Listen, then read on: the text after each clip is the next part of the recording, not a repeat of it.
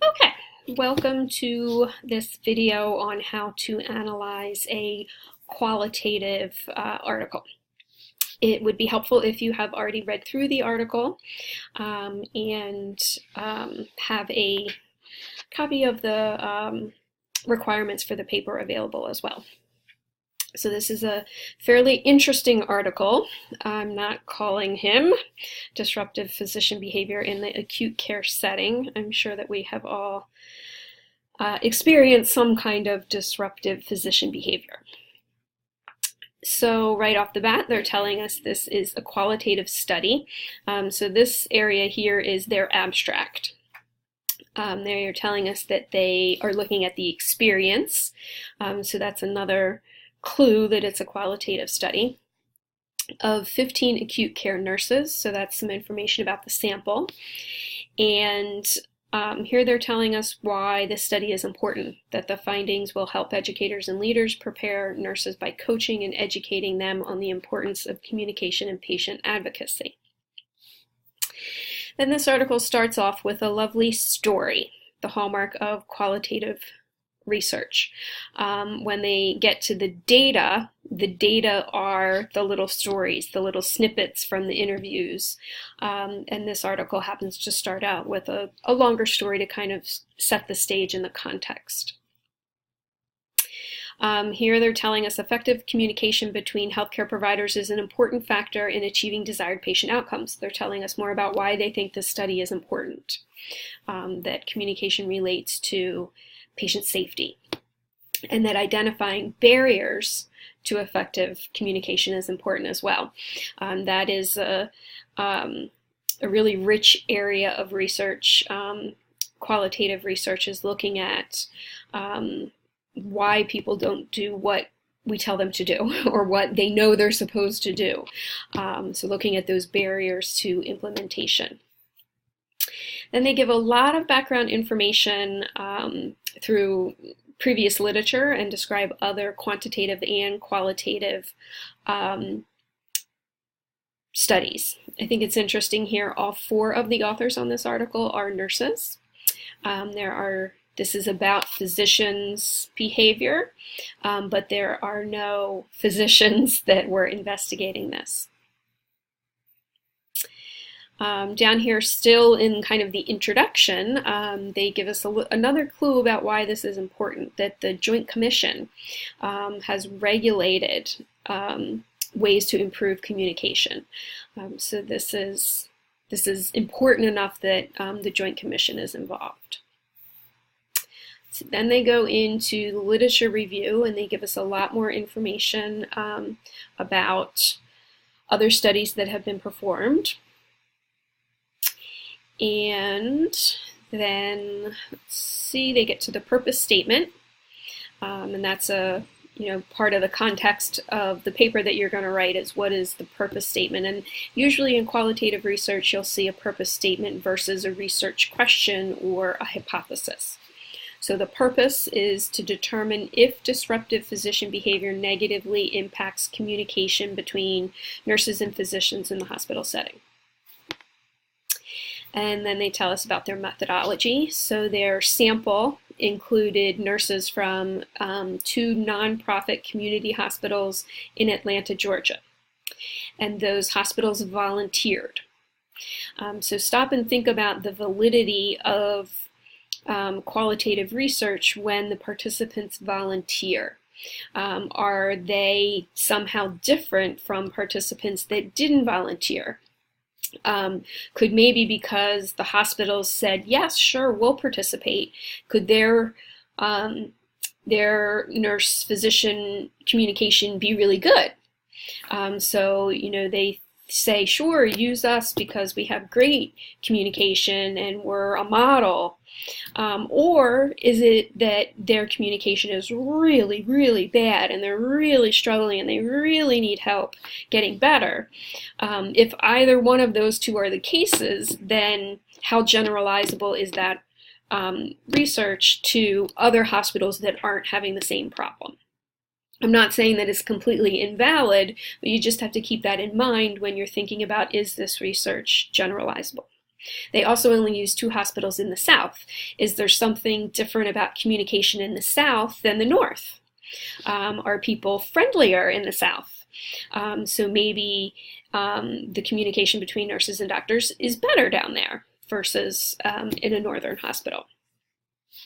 Here's the all-important Institutional Review Board statement that it was approved by the hospitals and the university. Now, they used a homogeneous purposive sampling technique. I'm not sure what homogeneous means in this context, but they purposely advertised to get people to volunteer to participate. So the hospitals volunteered and the participants volunteered as well. And they only selected nurses with bachelor's degrees and a minimum of 5 years experience in med-surg. So how might that affect the results of the study? Maybe nurses with 5 years or more of experience are better communicators, so they don't have as many disruptive interactions with physicians. Or maybe because they have more experience, they give a better SBAR report and they don't get as much disruptive feedback from physicians. Maybe they are so jaded and they've been around for so long that they are disruptive with their communication themselves, and that causes the physicians to be disruptive in return. Just things to think about when you're interpreting the research and deciding if it's generalizable or not. They also have this table up here to give you a little bit more information. And they do talk about averages and ranges, and those would be descriptive statistics. But that is in terms of describing the sample, not in terms of describing their findings. Now, they get into Patricia Benner's novice to expert model. And I'm not sure if you've been exposed to that yet, but it is a nursing theory about how nurses develop expertise in their field.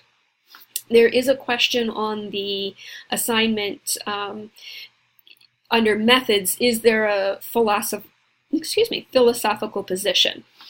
I would say that there's no overarching philosophical position in this article, and if there was, it would have been in the background information, or there may have even been a separate section of the article where they're talking about their kind of their theory.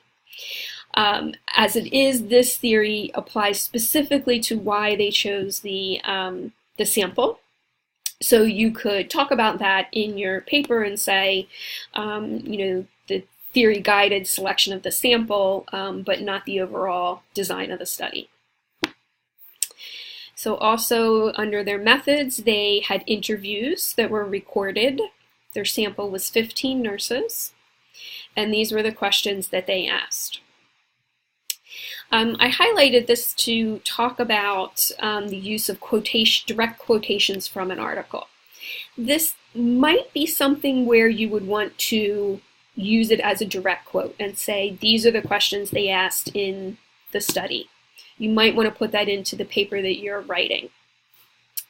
I would look at these questions, though. I really, really strongly discourage you from direct quoting.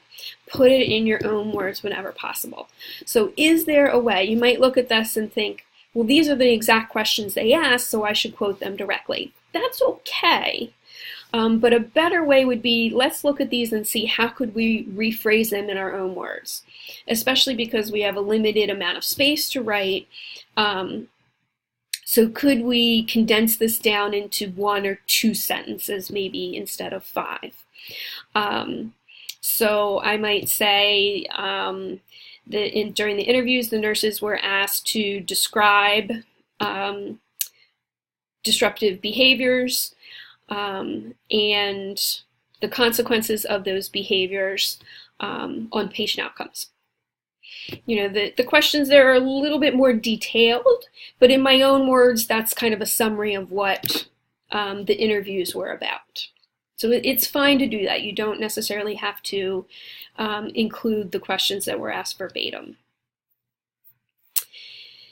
Now, the one thing that they do in this article or don't do. So now they say how the data was analyzed. It was analyzed and compared with all participants' responses to identify common themes. Oftentimes this section of the article will be more robust and have more information. It might say that, initially they identified 10 themes and were able to collapse it down into 4 themes, or that not just the primary author on this article reviewed the interviews for themes, but another person also reviewed and agreed that those were the themes. That would be stronger evidence that this study was well designed. So the findings. So the author goes through, or authors go through the themes then that they came up with. The dominant theme, that's what you're looking for in qualitative research. So they talk about sabotage collaboration, and then they give examples. So, what is the data? The data is the interview. They compile and analyze and look for themes, and now they're telling us they have a theme, and they're going to give us some examples going back to that data, which is the interview.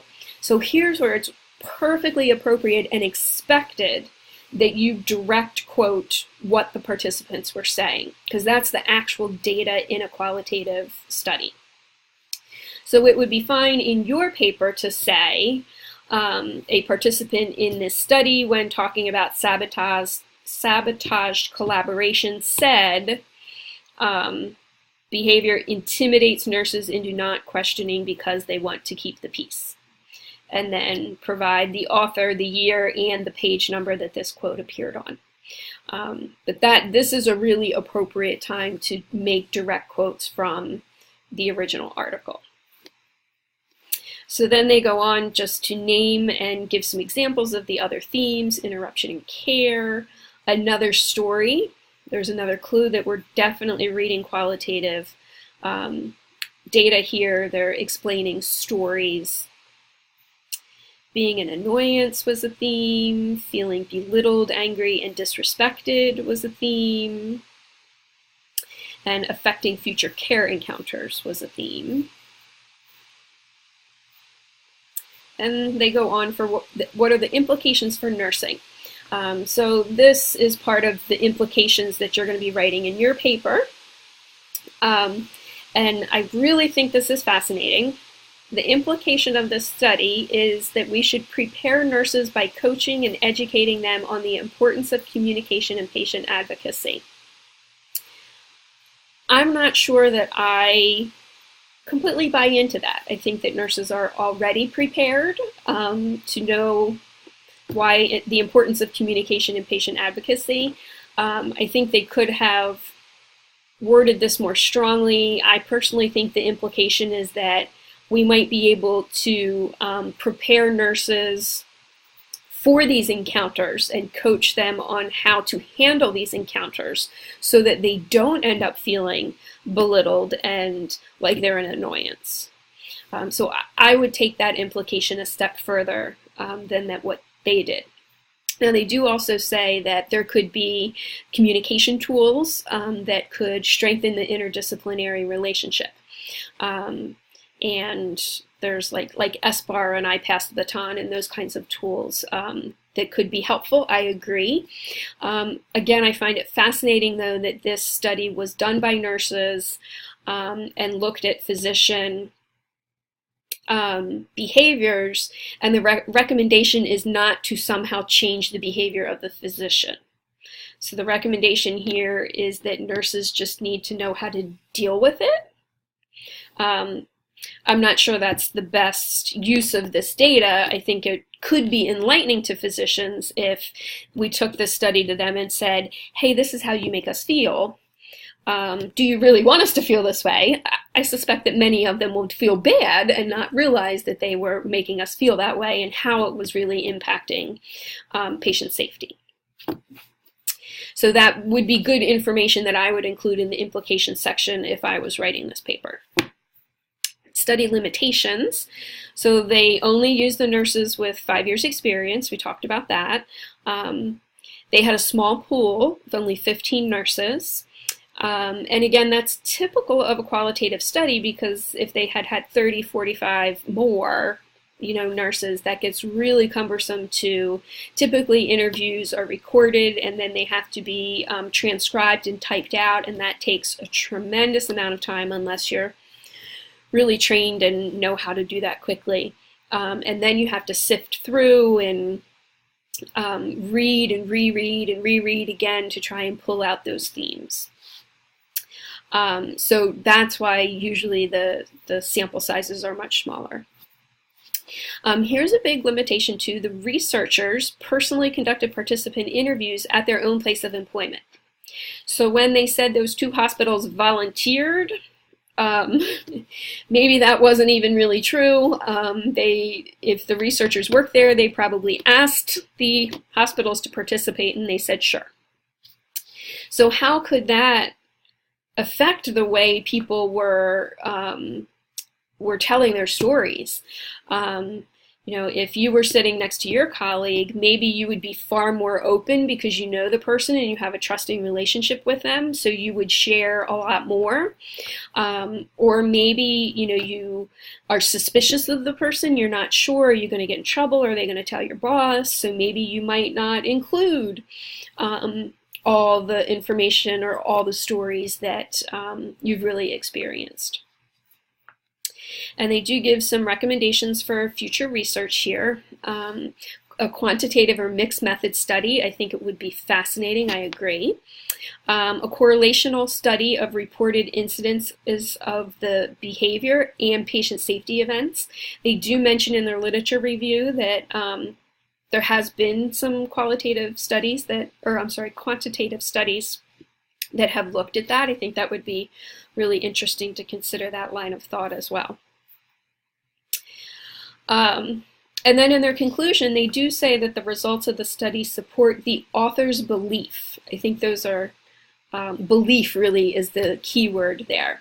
In a quantitative study, you would never see that because an author's belief is subjective. And in qualitative research, you're looking at subjective things, but in quantitative research, you're looking at, is it true or not?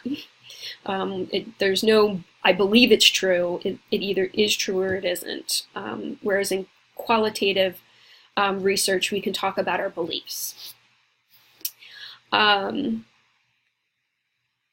And let's see, authors suggest behavioral standards and education regarding effective communication for every level of care provider may improve the current state of collaboration. So here are kind of more implications and recommendations of what should be done with this research. So that is my analysis of a qualitative study. And if you have any questions, please let me know. Thank you.